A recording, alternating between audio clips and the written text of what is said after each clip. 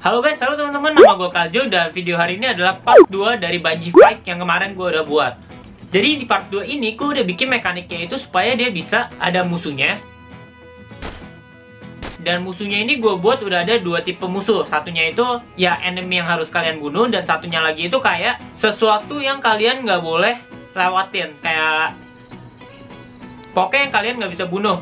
Contohnya itu misalkan kayak duri-duri atau kayak jurang-jurang, kalau kalian jatuh kalian bakal mati, yang kayak gitulah. Dan gue juga udah ubah dari cuma tap doang jadi ke analog.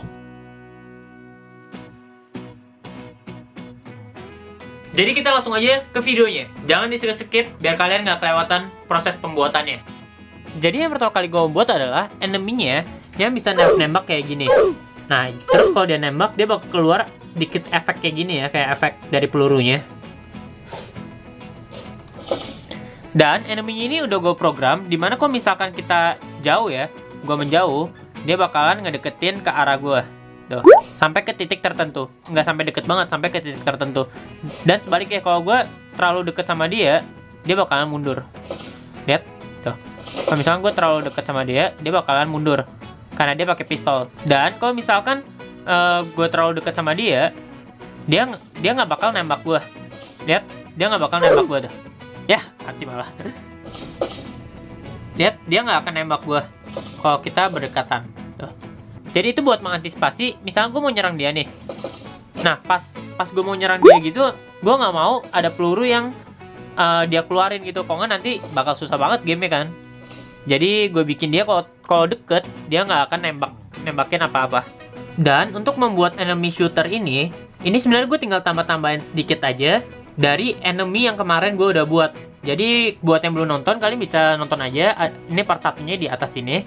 Tapi ini gue jelasin dikit ya. Jadi di enemy yang awal itu, dia cuma bisa kayak gini. Dia cuma bisa berdiri tegak aja, nggak bisa ngapa-ngapain, cuma bisa dibunuh.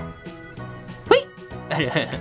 Jadi yang pertama itu gue memprogram enemy gue ini biar tangannya ini, posisi tangannya dia itu bakal ngikutin ke arah si player. Tuh lihat kan, dia bakal ngikutin kemanapun gue pergi. Nah, untuk melakukan itu gue sesimpel tinggal ngatur rotasi dari si tangannya itu sendiri. Jadi rotasinya ini bakal ngikutin ke arah si player. Nah, dan itu adalah alasan kenapa bentuk pistolnya itu kayak gini. Karena kalau misalkan bentuk pistolnya gue jadiin kayak gini, kayak pistol pada umumnya ya, berarti bentar, ini ganggu. Nah, kayak gini, nanti bakal jadinya itu kayak gini. Lihat, kalau kayak gini kan normal kan ya, kayak gini normal. Tapi kalau gue kesini, lihat pistolnya, tuh lihat pistolnya kebalik kan. Nah, ini gue males banget ngefix kayak ginian. Jadi karena gue game developer yang sangat pemalas, jadi boom. Nah, untuk next stepnya, gue mau bikin si enemy-nya ini buat ngatur jarak nih. Jadi bakal ada jarak terus. Kalau gue maju nanti dia mundur, kalau gue mundur nanti dia yang maju gitu. Mana? Nah, untuk buat kayak tadi itu gue ngalamin banyak banget bug. Tapi sayangnya bugnya itu udah gue benerin, jadi gue nggak bisa kasih lihat ke kalian pakai kamera gue yang ini. Tapi gue udah sempat rekamin bugnya pakai kamera HP gue. Jadi bugnya itu kayak gini. Nah, ini salah satu dari bugnya. Lihat aja kalau pas musuhnya lagi jalan gitu. Gimana nggak pusing, Jance? Bisa kayak gitu orangnya. Terus, kalau yang ini, lihat.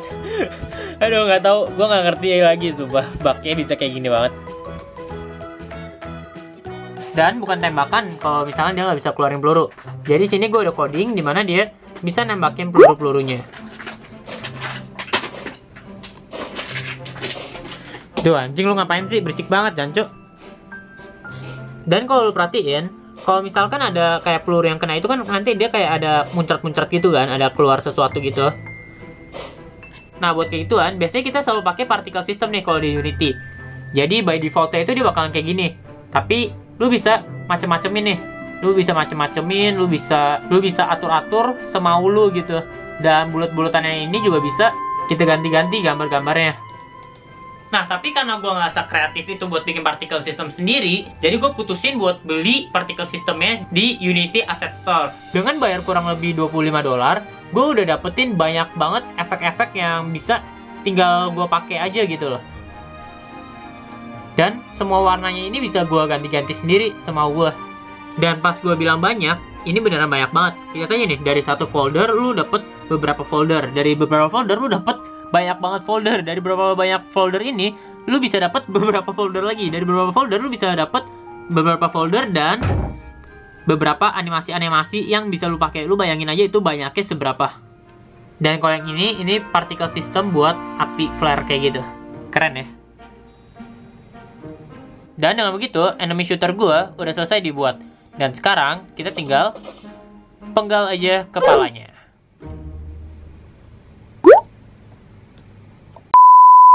Dan buat next step ya, gue bikin enemy kayak landak kayak gini nih.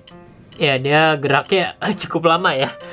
Pokoknya idenya itu adalah, jadi nanti gue nggak bisa sembarangan pakai bajinya gini nih. Kalau sembarangan, nanti gue bisa kena si landaknya dan ya. Kenapa nyangkut gini ya? Kenapa nyangkut? Dan kalau misalkan kena ya nanti enemy gue berkurang health ya. Nggak kayak gini. Ini bug. Kenapa tiba-tiba bisa nyangkut coba? The fuck. Buat bikin landaknya itu sendiri, gue pertama kali cari inspirasinya dari Google. Dan gue coba gambar body partnya pakai Photoshop. Kenapa gue bikin body part kayak gini? Ini abisnya gue mau bentuk animasi nanti. Gue juga cari contoh jalannya si landaknya itu sendiri. Dan gue nemuin contohnya itu kayak gini. Dan boom, landak versi gue udah selesai gue buat. Jadi ini alasan kenapa tadi gue gambarnya itu gue pisah-pisah kayak gini. Abisnya di sini dengan misah-misahin kayak tadi, gue bisa atur-atur nih kakinya posisinya mau kayak gimana, badannya posisinya mau naik turun kayak gimana. Dan voila, jadilah si porcupine-nya atau landaknya. Dan begitu porcupine army gue selesai dibuat. Dan nanti sih gue rencananya mau ada di satu level dimana semuanya itu enemy-nya bakal porcupine kayak gini semua. Dan ada satu porcupine yang gede dan itu adalah bosnya, dimana dia bisa nyerang-nyerang gue dan bisa pakai skill ke gue. Tapi sementara di sini kayak gini dulu aja karena gue belum ngelanjutin lagi. Aduh. Nah sekarang kan ada dua enemy nih, ada si shooter sama si porcupine. Berarti sekarang gue tinggal bikin darahnya nih, darah dari player ya, karena player gue belum bisa mati sama sekali. Untuk memulai health-nya, gue mulai dari gambar hati di Photoshop gue. Terus gue warnain warna hitam dan sedikit detail nih, bayangan-bayangannya gitu. Terus gue masukin ke Unity gue. Dan dengan sedikit coding, health gue udah selesai dibuat. Dan kalau misalkan enemy-nya nembak gue, boom, health-nya bakalan pecah. Kita coba lagi ya. Boom, boom, boom. Dan kalau misalnya udah habis, dia bakalan otomatis langsung nge-reload scenes-nya.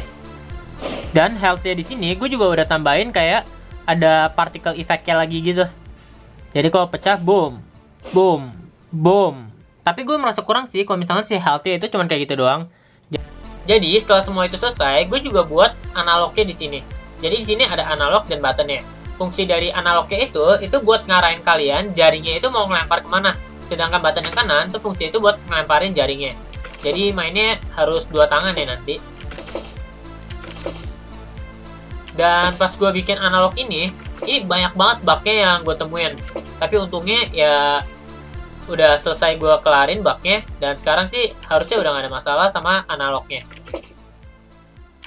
Cuman gue belum terbiasa sama analognya, jadi kalau bagi gue masih gampangan pakai tap to move ya daripada pakai analog. Habisnya mungkin karena nggak kebiasa sih. Ya, dan ini salah satu bug yang tadi gue temuin. Lihat, gue ngarahinnya ke kanan, tapi dia ngelemparinnya ke kiri. Goyang nggak ada? Tuh, gue ngarahin ke atas, dia tetap ngelempar ke kiri. Jadi, buat cara kerja analognya, gue sesimpel tinggal bikin. Di sini kan ada analog nih. Dan di sini itu ada player. Di player itu gue taruh kayak bola hitam yang tadi kalian lihat.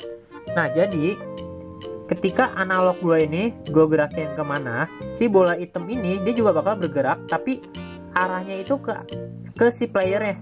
Kalau yang ini kan ke analognya kan, kalau ini sih ke playernya. Dan ketika si player itu nembakin jaring, dia bakal nyari si buletan yang tadi itu, si buletan yang ada di player. dan si jaringnya itu bakalan tembus ke arah si siapa namanya, si bolanya ini. Jadi itu cara kerja buat analognya. Nah, jadi ini progres sementara dari game Bungie Fight yang gue buat. Dan untuk tanggal perilisannya, sebenarnya gue pengen ini selesai minggu depan. Cuman kalau misalkan ada banyak bug ya berarti gue harus selesaiin bugnya dulu dong. Dan mungkin baru bisa jadi ya awal Juni kali ya. Tapi gue pastiin nggak nyampe sampai tanggal 15 Juni, 10 Juni gitu, nggak akan nyampe. Jadi ditunggu aja kerilisannya. Dan jangan lupa buat di subscribe kalau misalnya kalian suka sama video kayak gini. Jangan lupa like-nya juga biar kebaca sama algoritma YouTube. Dan see you guys in the next video.